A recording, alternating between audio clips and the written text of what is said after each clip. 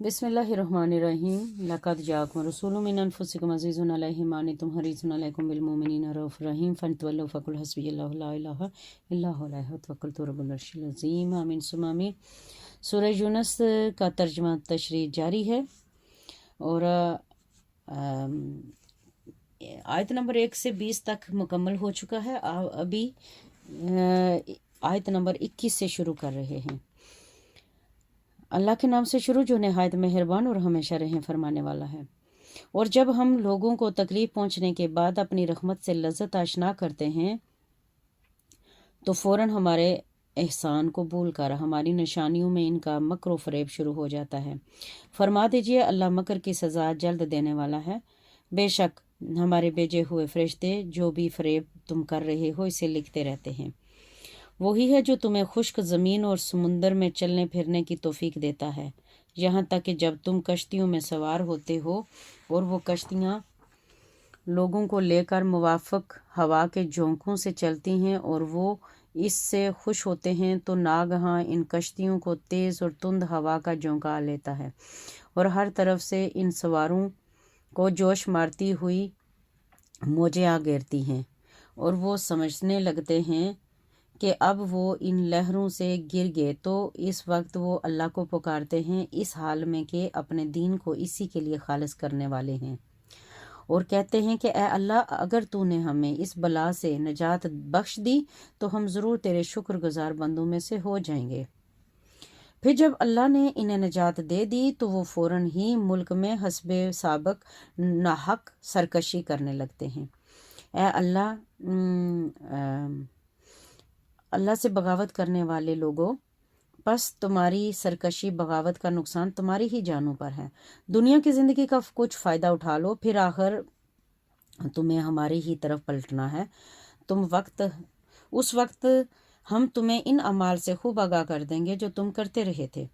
बस दुनिया की ज़िंदगी की मिसाल तो इस पानी जैसी है जिसे हमने आसमान से उतारा, फिर इसकी वजह से ज़मीन की पैदावार खूब गनी होकर उगी, जिसमें से इंसान भी खाते हैं और चुपाहे भी, यहाँ तक कि जब ज़मीन ने अपनी पूरी रौनक और हुस्न ले लिया और खूब आरास्ता हो गई और इसके बाशिंदों ने समझ लिया कि अब हम इस पर पूरी कुदरत रखते हैं, तो दफ़अतन इसे रात या दिन में हमारा हुक्म अज़ाब आ पहुंचा तो हमने इसे यूं जड़ से कटा हुआ बना दिया गोया कि वो कल यहाँ थी ही नहीं।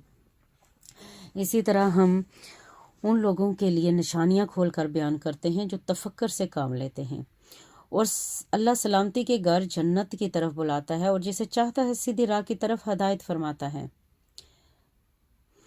ऐसे लोगों के लिए जो नेक काम करते हैं नेक जज़ा है, बल्कि इस पर इजाफा भी है और ना इनके चेहरों पर गुबार और स्याही छाएगी और ना जिल्लत रसवाई। यही अहले जन्नत हैं, वो इसमें हमेशा रहने वाले हैं। और जिन्होंने बुराई कमा रखी है इनके लिए बुराई का बदला इसी के मिसल होगा और इन पर जिल्लत और रसवाई छा जाएगी। इनके लिए अल्लाह के अजाब से कोई भी बचाने वाला नहीं होगा। यूं लगेगा कि गोया इनके चेहरे अंधेरी रात के टुकड़ों से ढांप दिए गए हों। यही अहले जहन्नम हैं और वो इसमें हमेशा रहेंगे। और जिस दिन हम इन सब को जमा करेंगे फिर हम मुशरिकों से कहेंगे कि तुम और तुम्हारे शरीक बताने बातल अपनी अपनी जगह ठहरो। फिर हम इनके दरमियान फूट डाल देंगे और इनके अपने गड़े हुए शरीक इनसे कहेंगे कि तुम हमारी इबादत तो नहीं करते थे, बस हमारे और तुम्हारे दरमियान अल्लाह ही गवाह काफ़ी है। हम तुम्हारी परस्तश से यकीनन बेखबर थे। इस दहशतनाक मकाम पर हर शख्स इन अमाल की हकीकत को जांच लेगा जो इसने आगे भेजे थे और वो इसकी जानब लौटाए जाएंगे जो इनका मालिक हकीकी है और इनसे वो बहतान तराशी जाती रहेगी जो वो किया करते थे। आप इनसे फरमा दीजिए तुम्हें आसमान और ज़मीन यानी कि ऊपर और नीचे से रिज़्क कौन देता है, या तुम्हारे कान और आँखों यानी समात और बसारत का मालिक कौन है।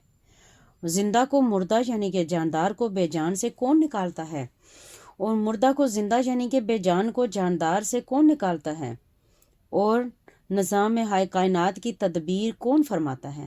سو وہ کہہ اٹھیں گے کہ اللہ۔ تو آپ فرما دیجئے پھر کیا تم اس سے ڈرتے نہیں؟ پس یہی عظمت اور قدرت والا اللہ ہی تو تمہارا سچا رب ہے۔ پس اس حق کے بعد سوائے گمراہی کے اور کیا ہو سکتا ہے؟ سو تم کہاں پھرے جا رہے ہو؟ اسی طرح آپ کے رب کا حکم نافرمانوں پر ثابت ہو کر رہا کہ وہ ایمان نہیں لائیں گے۔ آپ ان سے دریافت فرمائیے کہ کیا تمہارے بنائے ہوئے شریکوں میں سے کوئی ایسا ہے جو تخلیق کی ابتدا کرے، پھر زندگی کے معدوم ہو جانے کے بعد اسے دوبارہ لوٹائے؟ آپ فرما دیجئے کہ اللہ ہی حیات کو عدم سے وجود میں لاتے ہوئے اس کا آغاز فرماتا ہے، پھر وہی اس کا اعادہ بھی فرمائے گا۔ پھر تم کہاں بھٹکتے پھرتے ہو؟ آپ ان سے دریافت فرمائیے کیا تمہارے بنائے ہوئے شریکوں میں سے کوئی ایسا ہے جو حق کی طرف رہنمائی کر سکے؟ آپ فرما دیجئے کہ اللہ ہی دین حق کی ہدایت فرماتا ہے، تو کیا وہ کوئی حق کی طرف ہدایت کرے؟ وہ زیادہ حقدار ہے اس کی فرما برداری کی جائے، یا وہ جو خود بھی راستہ نہیں پاتا مگر یہ کہ اسے راستہ دکھایا جائے، یعنی کہ اسے اٹھا کر ایک جگہ سے دوسری جگہ پہنچایا جائے، جیسے کہ کفار اپنے بتوں کو حسب ضرورت اٹھا کر لے جاتے۔ سو تمہیں کیا ہو گیا ہے کہ تم کیسے فیصلے کرتے ہو؟ ان میں سے اکثر لوگ صرف گمان کی پیروی کرتے ہیں، بے شک گمان حق سے معمولی سا بھی بے نیاز نہیں کر سکتا۔ یقیناً اللہ خوب جانتا ہے جو کچھ وہ کرتے ہیں۔ یہ قرآن ایسا نہیں ہے کہ اسے اللہ کی وحی کے بغیر گھڑ لیا گیا، لیکن یہ اس کتابوں کی تصدیق کرنے والا ہے جو اس سے پہلے گزر چکی ہیں، نازل ہو چکی ہیں، اور جو کچھ اللہ نے لوحوں میں یا احکام شریعت میں لکھا ہے اس کی تفصیل ہے۔ اس کی حقانیت میں بھی ذرا سا بھی شک نہیں۔ یہ تمام جہانوں کے رب کی طرف سے ہے۔ کیا وہ کہتے ہیں کہ اسے رسول نے خود گھڑ لیا ہے؟